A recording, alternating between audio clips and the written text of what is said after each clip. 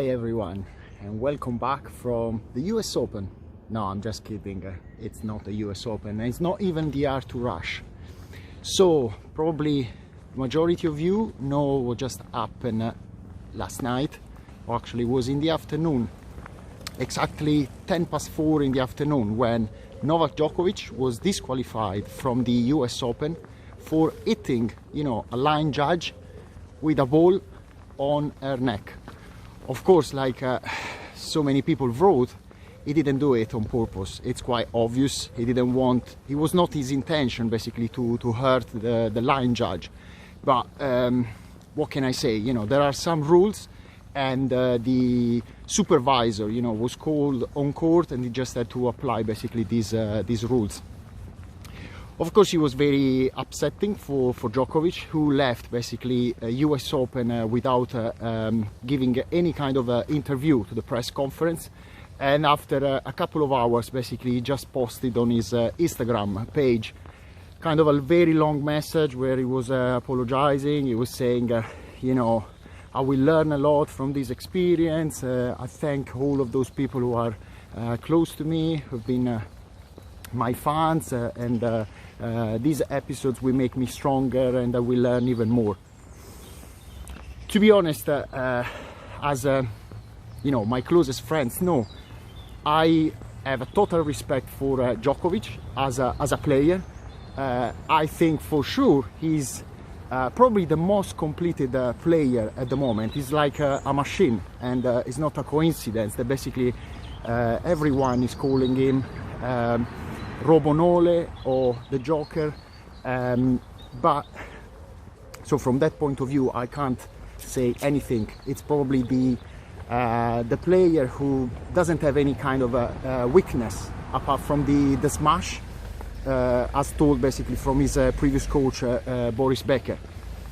But when I talk about the athlete, what is my perception of Djokovic on a court, I have to say that he seems to me like a player who is completely obsessed from the fact of receiving the support of the crowd, and probably can't accept why Roger and Rafa, I always call Roger and Rafa by the first name, because for me they're kind of two friends. I have a total respect for them. And probably these episodes has to make him think a lot. I just remember another athlete in history who basically tried and wanted to live his life in this way. I'm talking about Michael Jordan. Michael Jordan decided basically that he was playing against the entire world. He didn't care about the general opinion. He just wanted to prove to everyone that he was the most winning basketball player ever. He didn't care. I never heard Michael Jordan saying, oh, I don't like the fact, I can't accept why people love Magic Johnson or Larry Bird more than me. No, I never heard something like that from him. He was just focused on winning. He was even kind of playing a little bit that character, that man who doesn't care, who is even teasing his teammates, because he was just driven by one goal: to win as many rings as possible, and to be remembered, as a legend. But of course, it was not easy to live a life like that. It was not easy at all, because I don't know if you had the opportunity to watch his documentary, The Last Dance, available on Netflix. Well, it was not easy at all to wake up every morning and to live basically with this weight of being Michael Jordan. The pressure was super high. He knew that every time he had to prove in any kind of game to be the best, and he couldn't accept the defeat. He was completely outside his vocabulary. He couldn't accept that word. So now, just going back to Novak Djokovic, I'm pretty sure that he's going to beat any kind of record. So for sure he's going to pass Roger in terms of number of weeks as number one in the world. At the moment, okay, he has 17 Grand Slam, but to be honest, considering that he's the youngest one and he seems he's the healthiest one, only himself can be defeated, by only himself. But the point is, he has to realize, what does he want to leave as a legacy? Does he want just to break any kind of record?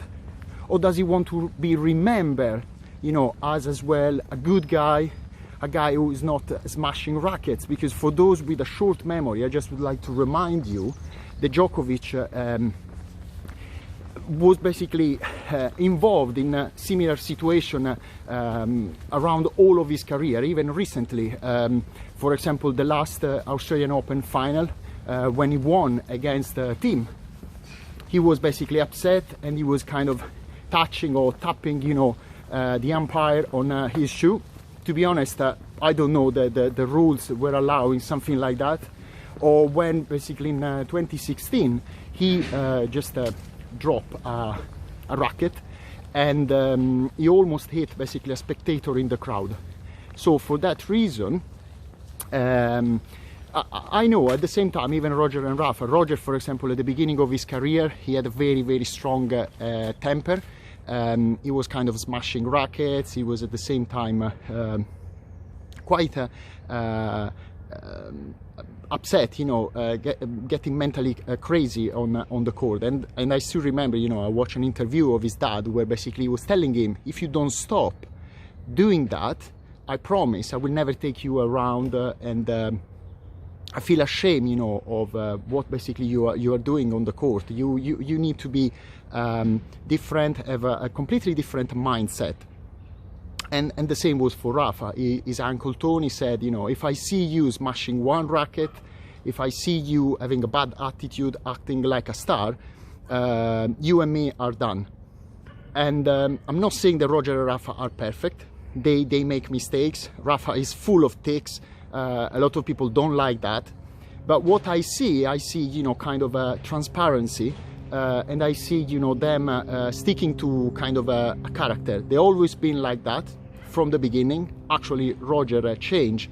He had a bad temper, and after when he met Mirka, when he got married, and over the years he became a completely different player. My only advice, because again, I don't know Djokovic personally, so this is only the only perception that I can.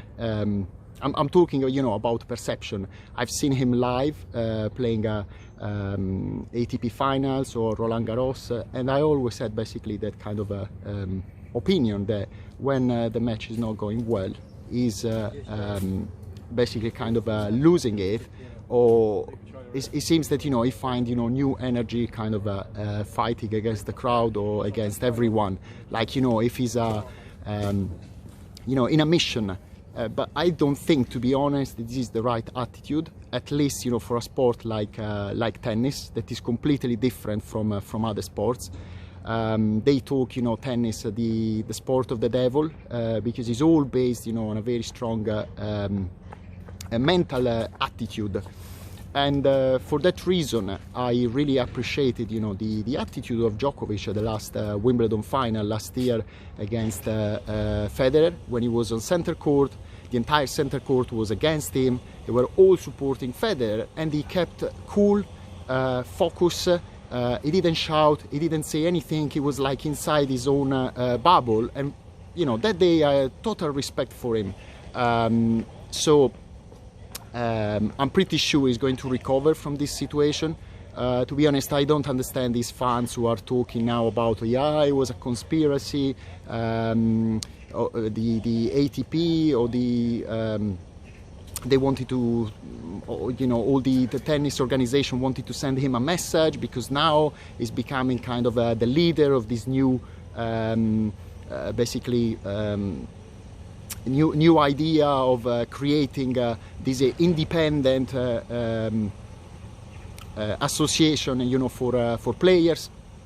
To be honest, I don't think. I think it was like a common mistake.